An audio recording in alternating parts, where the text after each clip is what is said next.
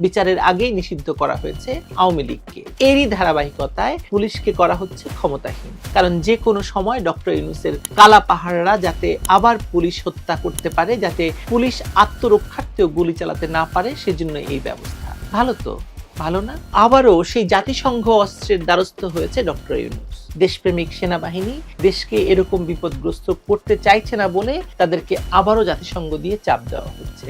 যে কোনো সময় সেনাপ্রধানকে সরানোর জন্য কালা পাহাড়দের স্ট্যান্ড বাই রাখা হয়েছে।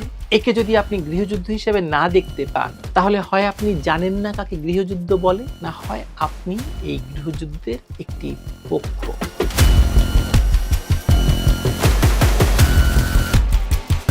জুলাই সন্ত্রাসীদের হাতে দেশে কত সংখ্যক পুলিশ মারা গেছে তার প্রকৃত সংখ্যা আজ পর্যন্ত সরকার প্রকাশ করেনি। ৪৪ জনের তালিকা প্রকাশ করা হলেও তাদের মৃত্যু ঠিক কিভাবে হয়েছে সে বিষয়ে কোনো তথ্য নেই। কিন্তু বেসরকারি এবং জনতথ্য বিশ্লেষণে জুলাই সন্ত্রাসীদের হাতে হত্যাকাণ্ডের শিকার হওয়া পুলিশের সংখ্যা ৫০০ বলেও কেউ কেউ দাবি করেন।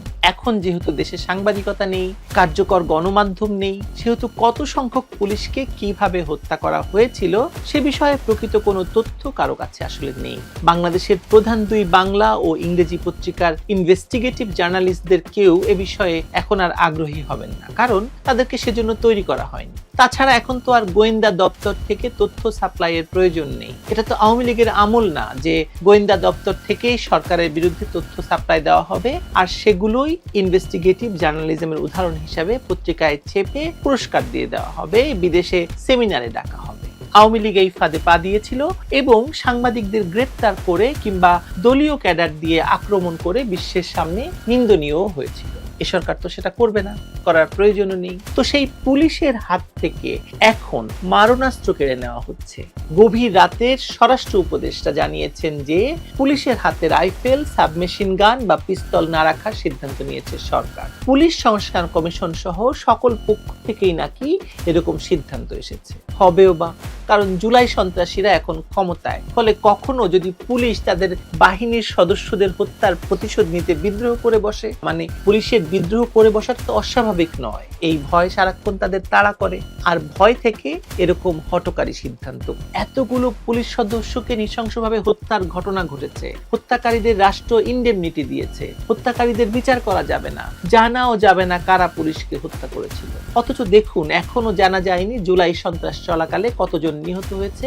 এক একবার এক এক সংখ্যা এক এক পক্ষ দাবি করছে, অনেকেই কবর থেকে উঠে এসে নিজেদের জিন্দা দাবি করছে। তারপরও শেখ হাসিনা সহ আওয়ামী লীগ নেতাকর্মী এমনকি সাংবাদিকদের বিরুদ্ধে হাজারে হাজারে গণহত্যার মামলা দায়ের হচ্ছে। বিচারের আগেই নিষিদ্ধ করা হয়েছে আওয়ামী লীগকে। এরই ধারাবাহিকতায় পুলিশকে করা হচ্ছে ক্ষমতাহীন, কারণ যে কোনো সময় ডক্টর ইউনূসের কালা পাহাড়রা যাতে আবার পুলিশ হত্যা করতে পারে, যাতে পুলিশ আত্মরক্ষার্থেও গুলি চালাতে না পারে, সেজন্য এই ব্যবস্থা। ভালো তো, ভালো না? আরো ভালো কিছুর গল্প শুনবেন?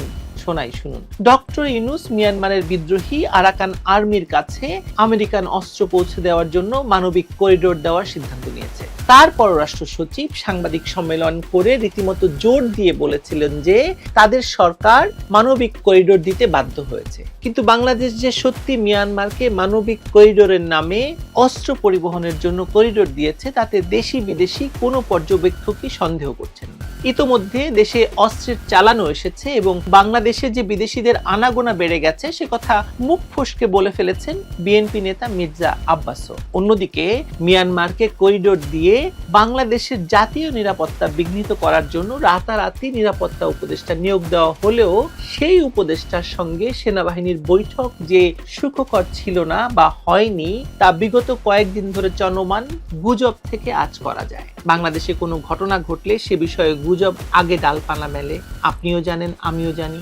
আমরা এরকম ডালপালার বহু গুজব শুনতে পাচ্ছি, কিন্তু সবগুলোকে জোড়া দিলে মূল কথাটি যা থাকে তা হলো সেনাবাহিনী এই করিডোর দিতে রাজি নয়। কারণ যুদ্ধ যদি করতে হয় তাহলে সেটা তো তাদেরকেই করতে হবে, মানে সেনাবাহিনীকেই করতে হবে। তারা কি মিয়ানমারের সঙ্গে যুদ্ধে পারবে যদি চীন, ভারত, রাশিয়াও এই যুদ্ধে একই পক্ষে থাকে?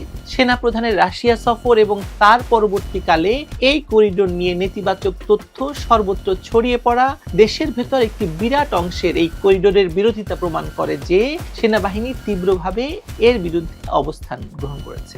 কিন্তু আবারও সেই জাতিসংঘ অস্ত্রের দ্বারস্থ হয়েছে ডক্টর ইউনূস। আপনাদের মনে আছে নিশ্চয়ই জাতিসংঘের মানবাধিকার বিষয়ক হাই কমিশনার ভলকার তুর্ক বিবিসির সঙ্গে সাক্ষাৎকারে জুলাই সন্ত্রাস নিয়ে হাটে হাড়ি ভেঙেছিলেন এবং বলেছিলেন যে জাতিসংঘের শান্তিরক্ষী বাহিনীতে বাংলাদেশের সেনাবাহিনীর অংশগ্রহণ বন্ধ করে দেওয়ার হুমকি দিয়েছিলেন যদি সেনাবাহিনী শেখ হাসিনা সরকারের পক্ষে রাজপথে নামে। দেশের সেই ক্রান্তি লগ্নে যখন সন্ত্রাসী ও জঙ্গিরা দেশ দখল করছে তখন সেনাবাহিনী গান গেয়ে বলেছিল আরেকটু চাপ দিলে উড়াল দেব আকাশে।